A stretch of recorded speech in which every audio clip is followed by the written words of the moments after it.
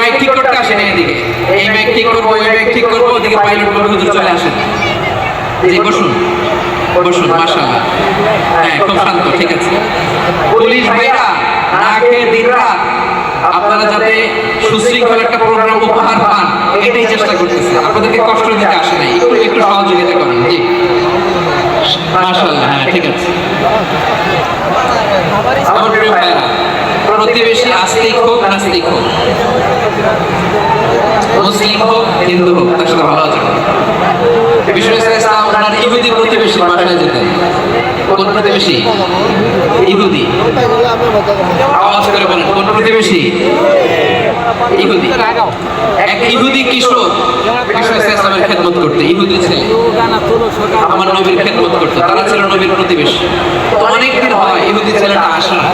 বিষ্ণু খোঁজ দিলেন ঘটনা কি, একটা ইহুদি ছেলে না আমার খেদমতে আসলো, ছেলেটা কই? খোঁজ নিয়ে জানলেন ছেলেটা অসুস্থ। বিষ্ণু ইসলাম ইহুদির বাড়িতে চলে গেলেন ওই ছেলেটাকে দেখা করার জন্য, ভিজিট করার জন্য। সুবহানাল্লাহ পড়বেন না? গেলেন, যে দেখে ইহুদি ছেলেটা মূর্ছ, জান যায় যায় ভাব, বিছানায় পড়ে আছে, তার বাবা দাঁড়ানো। বিশ্বনবী তার মাথার পাশে বসে মাথায় হাত বুলিয়ে দিলেন আর ছেলেটাকে বললেন, আসলিম, হে ইহুদি ছেলে, আসলিম, ইসলাম ধর্ম গ্রহণ করো। তো ছোট ছেলে ভাবে আমরা ইহুদি, এখন ইসলাম ধর্ম গ্রহণ করলে আব্বা যদি বকা দেয়, ফানাযারা ইলা ওয়াজহি আবি, ছেলেটা তার বাবার চেহারার দিকে তাকালো, দেখে আব্বা কি করে। আব্বা যদি বলে তাহলে ইসলাম ধর্ম গ্রহণ করো। ইহুদি ছেলেটা তার বাবার দিকে যখন তাকালো, ওর বাবা বলে, আতি আবুল কাসিম, আবুল কাসিম যা বলে তাই করো। আবুল কাসিম হচ্ছে বিষ্ণু ইসলামের একটা কুনিয়া, উপনাম। আমার রাসূলের বড় ছেলের নাম ছিল কাসিম। যেমন দেখবেন আমাদের এলাকায় কারণ ছেলের বড় ছেলের নাম যদি হয় আব্দুল্লাহ, আব্দুল্লাহর বাপ বলে ডাকে। কারো বড় মেয়ের নাম যদি হয় ফাতিমা, এটাকে ডাকে ফাতিমার বাপ বলে না। বিষ্ণু ইসলামের বড় ছেলের নাম ছিল কাসিম।